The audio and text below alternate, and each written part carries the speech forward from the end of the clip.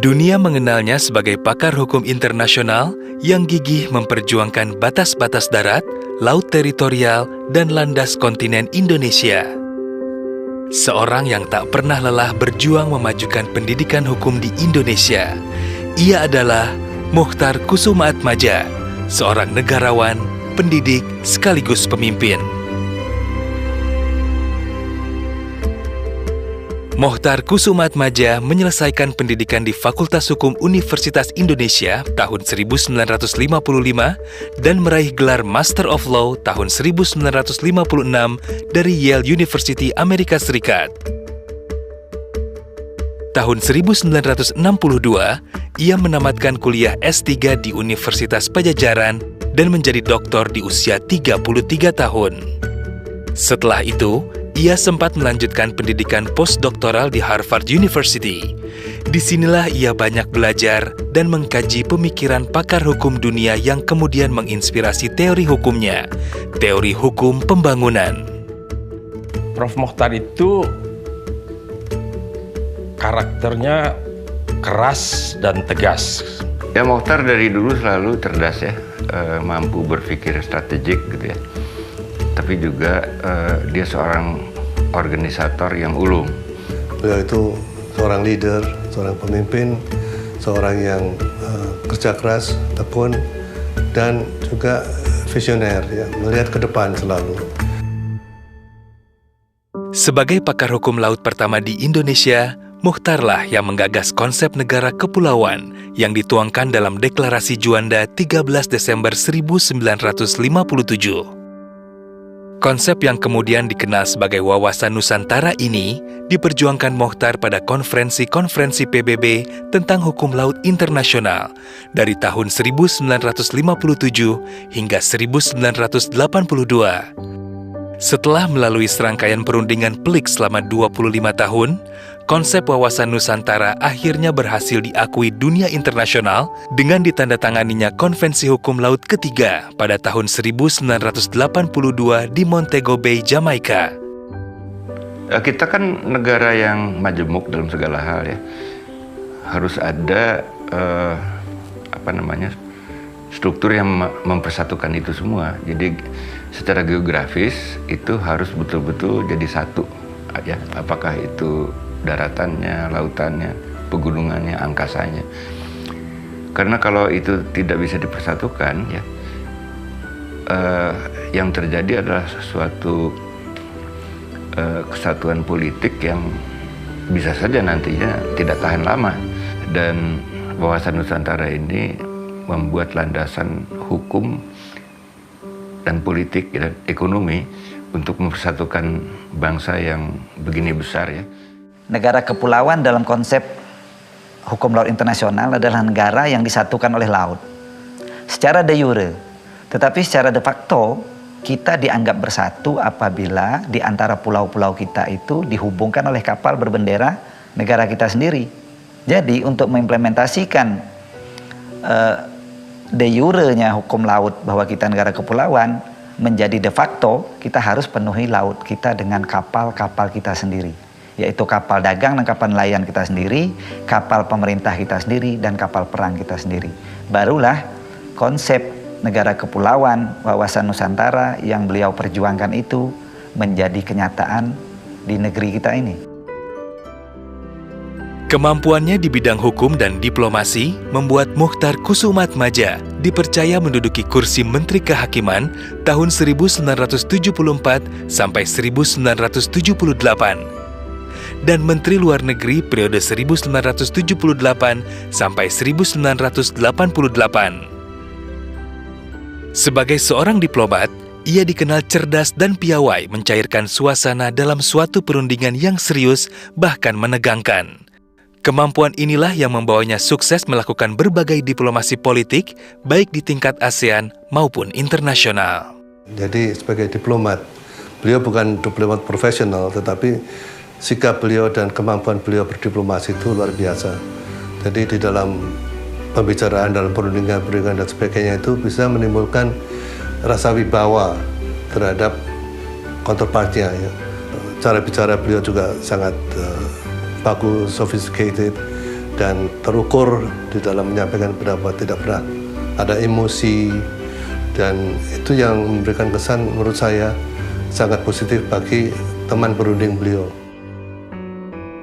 Ia juga menjadi pelopor pendekatan informal dengan menggagas pendekatan cocktail party sebagai upaya mediasi dan penyelesaian konflik Kamboja di tahun 1978. Jadi kalau menurut hemat saya,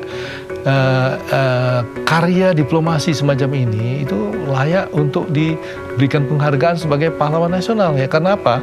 Karena pahlawan nasional tidak hanya semata-mata bisa memperjuangkan kepentingan Indonesia dengan peperangan ya, tetapi juga bisa dilakukan dengan memperjuangkan lewat diplomasi. Jadi pada waktu itu ada perang berkecamuk di perang saudara di Kamboja yang menyulitkan upaya untuk mencapai perdamaian dan keamanan di Asia Tenggara.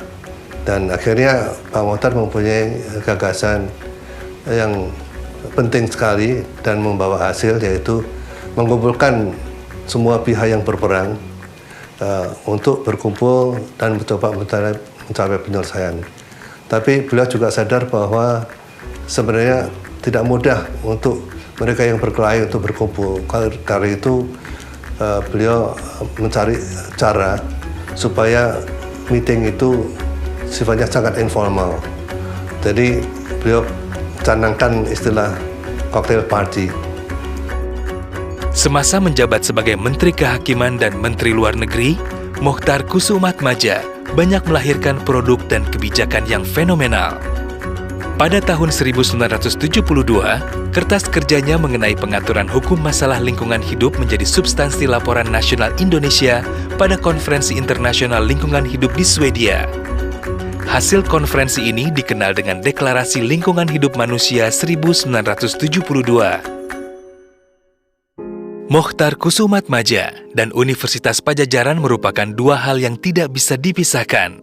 Ia pernah memegang beberapa jabatan strategis, mulai dari guru besar hukum, dekan fakultas hukum, hingga rektor.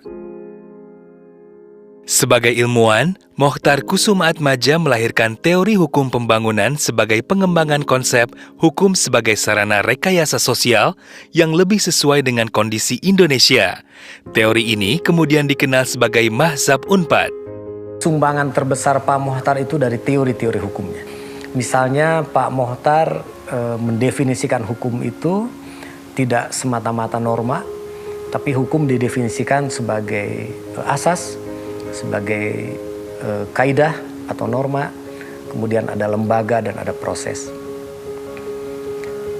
Dan definisi hukum Profesor Mokhtar seperti inilah yang kemudian saya implementasikan ke dalam RUU yang saya harus tangani ketika saya menjadi kepala BPHN dan menjadi dirjen. Itu beliau menekankan bagaimana harus diusahakan, juga pada waktu beliau menjadi Menteri Kehakiman, bagaimana harus diusahakan agar hukum yang hidup di dalam masyarakat kita itu dapat diangkat, sehingga hukum yang tertulis atau undang-undang yang dibuat pemerintah itu sebenarnya dirasakan juga oleh warga masyarakat sebagai sesuatu yang memang ada akarnya di dalam masyarakat. Selain sebagai pendidik dan pejabat negara, Mokhtar juga sukses sebagai profesional di bidang hukum. Bersama rekan-rekannya, ia mendirikan Biro Hukum Mokhtar, Karuwin, Komar atau MKK yang membantu pemodal-pemodal asing berinvestasi di Indonesia. Selain hukum, Mokhtar juga mempunyai minat yang tinggi terhadap seni dan budaya, termasuk juga kuliner Nusantara.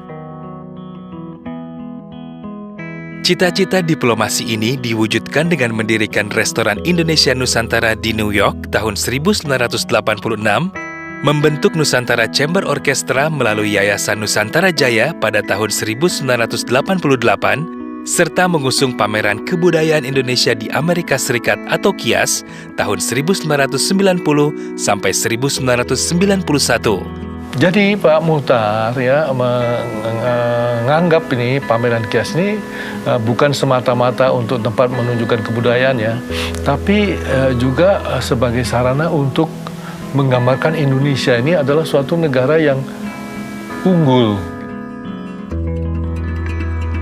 Sampai hari ini berbagai praktisi pengelola seni pertunjukan baik di Amerika Serikat maupun Indonesia, sampai hari ini mereka masih sangat ingat, masih terkesan, dan masih terus membicarakan bagaimana suksesnya Festival of Indonesia in Performance yang adalah bagian dari KIAS, Kebudayaan Indonesia di Amerika Serikat di tahun 90 sampai 91 itu. Pertanyaannya sekarang adalah kapan lagi Indonesia punya tokoh sehebat Bapak Mohtar Kusumaatmadja yang punya visi, menggagas, dan menggerakkan begitu banyak pihak untuk Festival of Indonesia sebagai bagian dari diplomasi kebudayaan kita.